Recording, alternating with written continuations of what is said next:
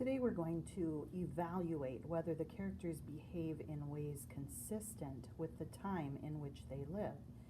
So remember, part of the setting of each fiction story is time and place. And so time is often just considered past, present, or future. Sometimes it gets more specific.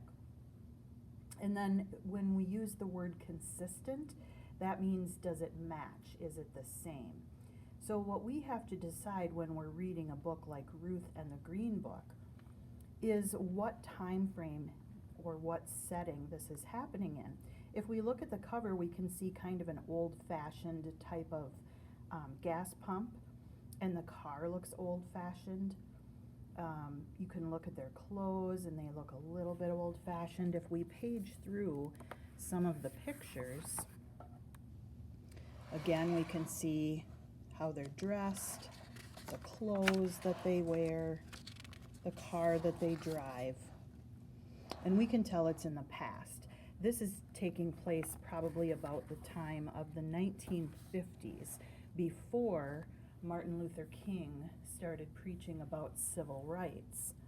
So this is our time frame. Now we have to decide as we read, are our characters behaving in a way that is consistent or matches the time period of the 1950s before the civil rights movement? So let me just reread a couple of the pages in here, and you think about how they should be acting for this time period. It was a big day at our house when Daddy drove up in our very own automobile, a 1952 Buick. It is beautiful. The most beautiful color. Daddy calls it sea mist green. He bought it for his new job, but first we planned to go on a trip to visit Grandma in Alabama. I was so excited to travel across the country. I packed my own bag, and Mama said I could take Brown Bear with me for company, even though I'm almost too old for him.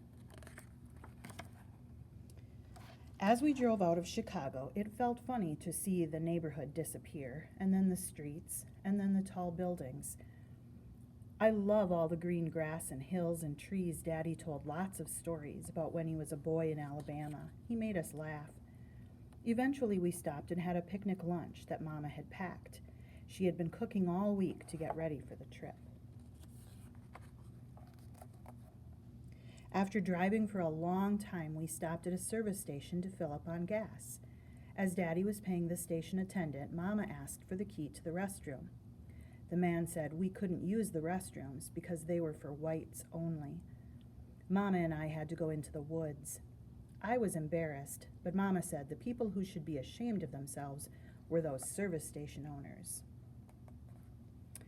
All right, so we know this is in the 1950s. Women are usually wearing dresses in the 1950s, and these are. We know that it's before the Civil Rights Act, and so we know that black people were treated unfairly at that time. So the family experiences racism in some places because this was what was happening in our country, and they need to behave differently sometimes in order to stay safe. So they couldn't insist on using the bathroom. Instead, they had to go into the woods. So I would say that the characters in this book are acting like they would have acted in 1950s America. So this means that they are acting consistently with the setting of the story. Let's take a look at another one of our books, Heroes. Now in this book, this is another one that takes place in the 1950s. The 1950s is shortly after World War II and even after the Korean conflict. And you can see that our main character, Donnie, is of Asian descent, either Japanese or Korean. And in the story, he wants to fit in with everybody, and he's upset when they always want to play war and they want him to play the enemy because he looks like the enemy. Now when I think about the time frame, I think this is just shortly after a major world war And then another war when lots of our men would have been overseas fighting.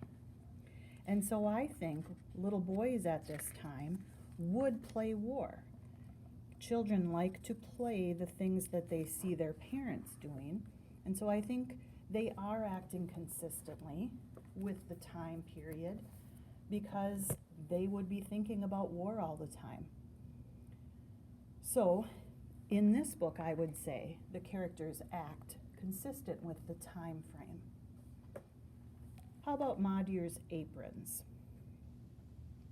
Madhur's Aprons takes place a little bit earlier. This one is in the early 1900s. So the Civil War is over. We don't have slavery anymore, but it's still before civil rights. And it's earlier than the others, so before there are a lot of machines and things like that. And in this story, we just have Ma and the little boy who live together. And it's just the two of them in their family. They sleep in the same room because they can't afford very much. And that seems consistent with a black family with no husband, especially in the early 1900s. The work that she has to do, he helps her with. They're a close family unit. And they have chores that are consistent with that time period. So again, I would say the characters in this book dress and behave consistent with the time frame or the setting of our story. So it's another skill that you think about as you're reading, and you probably don't even notice it, but I want you to try to pay attention to it today as you're reading in your book of choice. I want you to think about what the setting is. What is the time frame of the story?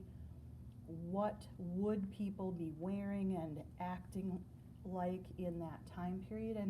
And decide if you think your characters are acting consistent with how they should for that setting.